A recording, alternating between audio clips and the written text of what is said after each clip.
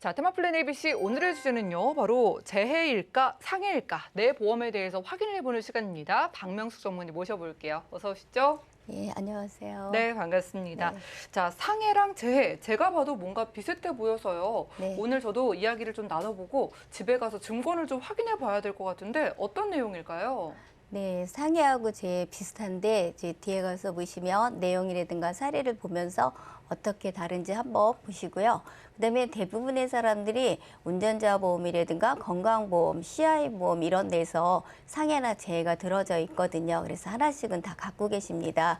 그러니까 집에 한번 보험 증권 갖고 계신 분들은 꺼내서 내 증권에는 상해로 되어 있는가 재해로 되어 있는가 확인해 보시기 바랍니다. 자, 제가 한 가지 질문을 드리겠습니다. 네. 여기 정직원이 2,283명이에요. 네, 그리고 비정규직이 14,730명. 그리고 주당 41시간 근무하고요. 월급은 423만 원을 받는다고 합니다. 예. 그리고 그중에 상위 10%는 632만 원을 받는다고 해요. 자, 이건 어떤 직업일까요?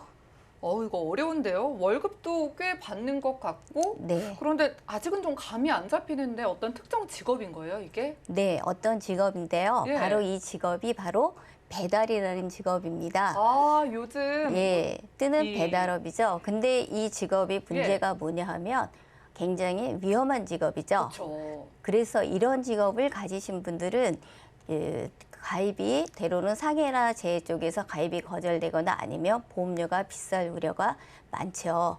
요즘요 음식 배달시켜 드시는 분들이 상당히 많아지면서 저는 그런데 이분들이 이 정도로 또 많이 버는지는 몰랐는데 많이 번다는 게 그만큼 위험을 감수하고 네. 좀 다니는 거잖아요. 네. 보험 가입하기 좀 어렵겠다라는 생각이 들긴 드네요. 네, 그래서 이제 그것들을 한번 네. 어떻게 들어져 있는가 살펴보면서 또 뒤를 보겠습니다. 그럼 제가 또 한번 질문을 드릴게요. 네.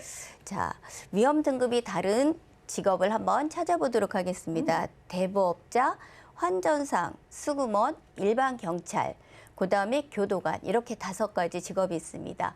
자, 어느 직업이 가장 등급이 다를까요? 이 직업 왠지 중에서. 이 5가지를 봤을 때에는 개인적으로 교도관이 좀 더 위험하지 않을까? 뭐 이런 생각이 드는데 어때요? 저도 그렇게 생각했었는데요. 네. 실제적으로 보니까 우리 생각과 달리 수금원이 훨씬 더 오. 등급이 높은 직업이더라고요. 그래요. 네. 몰랐네요. 예. 네. 그리고 그 밑에 보면은 또 가장 위험한 위험 등급이 높은 직업에 대해서 한번 질문을 해보도록 하겠습니다. 강력계 형사, 그다음에 마약 단속반, 경찰 특공대 다 위험한 직업들이죠. 그쵸. 거기 화재 진압 소방관건도 있고요.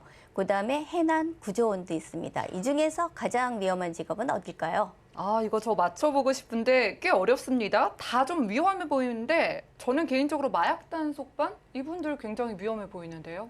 예, 저도 다 위험해 보였는데요. 예. 여기에서는 해난 구조원입니다. 그래서 그래요? 예, 바닷속에는 바다 쪽이기 때문에 아, 좀 예. 더 그런 직업이었나 봐요. 그러면 이런 직업들을 가지신 분들도 상해나 재해에 가입하시려면 자, 한번 보겠습니다. 일단 보험에 가입하시려면 알릴 의무라는 게 있습니다. 네. 그래서 본인의 뭐 나이라든가 또 직업, 건강 상태 이런 것들을 알리게 돼 있죠. 그래서 생명보험이나 손해보험은 이런 것들을 필수로 알려드려야 되죠. 그런데 이제 계약에 가입하고 나서 보험에 가입하고 나서는 자, 내가 이제 직장이 바뀌었어요. 그랬을 때 생명보험은 알릴 의무가 없습니다. 그런데 손해보험 같은 경우는 자, 꼭 알려야 되는 이런 상황이 있어요. 그래서 제가 예로 한번 들어보도록 하겠습니다. 네. 자, 예전에 대기업에 잘 다니던 이사로 다니시던 분이 남자분들은 정년퇴임이라는 걸 하시잖아요. 그래서 이제 경비 일을 하게 됐어요. 굉장히 흔한 사례죠. 네, 그 다음에 이제 대학생이 학교를 다니면서 알바로 배달을 한다거나 또는 여기에 나와 있듯이 학교를 졸업하고 용접 일을 할 수도 있죠. 그리고 이제 주부가 창업을 했습니다. 식당을 차려서 이제 음식을 만들거나 이제 서빙을 하게 되죠. 이랬을 때 예전에 대기업의 이사나 아니면 학생, 주부는 그 그래도 위험률이 그만큼 낮은 직업이었죠. 그렇죠. 네, 그러다가 이제 경비라든가 배달, 그다음 용접, 그다음 식당에서 서빙을 하거나 이럴 때는 위험률이 훨씬 높아지잖아요. 이랬을 때 직업이 바뀌면 손해보험은 알려야 되죠.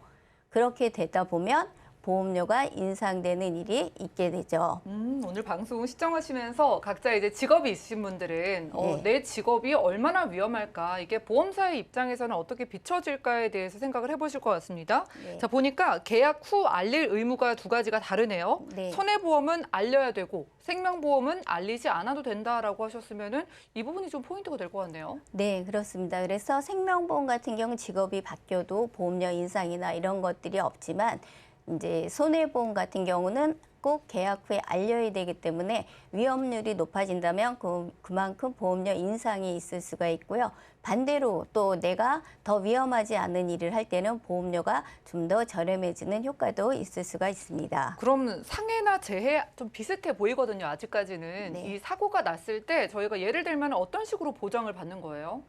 예, 그 범위를 네. 이제 상해나 재해가 근본적으로 왜 말이 다른가를 제가 한번 뒤에서 보도록 하겠습니다. 그러면 여러분 증권을 한번 보시면 거기에 보면 골절 진단비, 골절 진단자금 이렇게 되어 있는데 거기에 보면 재해로 인한 골절이라든가 오, 예. 상해로 인한 골절이라고 아마 나와 있을 거예요. 그러면 재해와 상해가 뭔가 다르기 때문에 이렇게 나오겠죠. 그럼 한번 보도록 하겠습니다. 재해는 우연하고 외래적이죠. 그런데 상해에는 거기에 급격한이 들어가요. 그래서 예. 급격하고 우연하고 외래적이다. 말로 들었을 때는 감이 안 오죠. 도대체 어떤 일이 급격하고 우연하고 외래적일까? 그러게요. 추상적인 느낌이거든요. 급격한이라는 게 추가된 거니까 아무래도 상해 쪽이 받기가 좀 까다로워 보이긴 하네요. 네, 그렇습니다. 급격한이라는 것은 내가 이제 어떤 일이 이런 일이 일어날 것이다라고 짐작할 수 없는 상황이어야 되는 거죠. 예. 그래서 제가 한번 예로 보도록 하겠습니다. 자, 등산을 등산을 가고 있는데요. 네. 저쪽에 내가 예전에 먹었던 약초가 보여요. 근데 이렇게 보니까 입산금지라고 써 있는데 그 약초가 눈에 띄다 보니까 이 글씨를 안 보고 입산금지인 데를 들어갔어요. 예. 이랬을 때 사고가 났다. 이럴 경우에는 내가 입산금지라고 쓴 곳에 들어간다면 사고가 날 수 있다는 것을 얼마든지 예견할 수 있잖아요. 그랬는데 들어갔기 때문에 급격한에 위배가 되죠.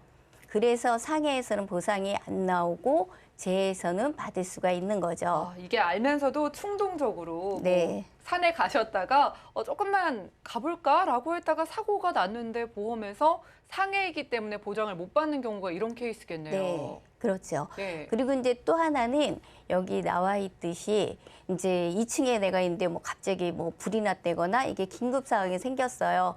그래서 이제 뛰어내렸는데 다쳤어요. 그러면 어린아이들도 알 거예요. 높은 데서 뛰어내리면 다친다는 거를. 그래서 이 급박한 상황이었을지라도 다친다는 것을 알면서 뛰어내렸기 때문에 재해는 보상이 가능하지만 상해에서는 보상이 되지 않는 경우가 되겠죠. 이건 좀 억울한데요. 불이 네. 났는데 일단 뛰어내려야 되는데 위험한 거 알고 뛰어내렸던 이유로 보상을 못 받게 되면은 재해로 가입하는 게 유리하겠네요. 네, 그렇죠. 네. 그 외에도 보면은 위로 가실 이런 것들은 정말 따지기 쉽지 않은 사건이죠. 이런 거라든가 이식 수술, 그다음에 뭐 동호회에서 스킨스쿠버 다이빙 같은 걸 했을 때, 그다음에 여기 나와 있듯이 이제 천재지변 같은 거 생길 수 있죠. 태풍이나 홍수 이런 걸로 인해서 이제 상해나 재해를 당했을 때 재해는 가능하지만 상해는 받기 쉽지 않죠. 그래서 결론적으로 볼 때 가장 큰 특징은 재해는 범위가 넓은 것이고 상해는 그에 비해서 범위가 좁다는 거죠. 그러면 사고뿐만 아니라 사망에서도 마찬가지겠죠. 재해로 사망했을 때하고 상해로 사망했을 때 보장 범위가 더 넓기 때문에 재해로 사망했을 때가 훨씬 받기가 유리하다고 볼 수가 있겠죠. 네, 그러면은요, 중요한 거 저희가 재해가 더 크다, 보장 범위 크다는 거 알았으니까 보장 얼마나 받을지 확인해 보면서 보험료 비교 한번 해볼까요? 네, 한번 보도록 하겠습니다. 재휴장의 3%, 그다음에 골절, 기부스, 그다음에 응급실 내원, 첫날부터 재입원, 그다음에 중환자실 입원, 상급 종합병원 입원, 그다음에 재, 수술 이렇게까지 넣어서요. 한번 보험료를 알아보도록 하겠습니다. A사의 상품이 재 상품이고요. B사의 상품이 상해에 대한 상품입니다. 보험료를 보면 20년 납 100세 만기를 했을 때 20대, 30대, 40대, 50대 이렇게 보면요. 자, 재 같은 경우는 2만 원대가 되겠고요. 상해 같은 경우는 그보다 저렴한 15,000원대가 되고 있습니다.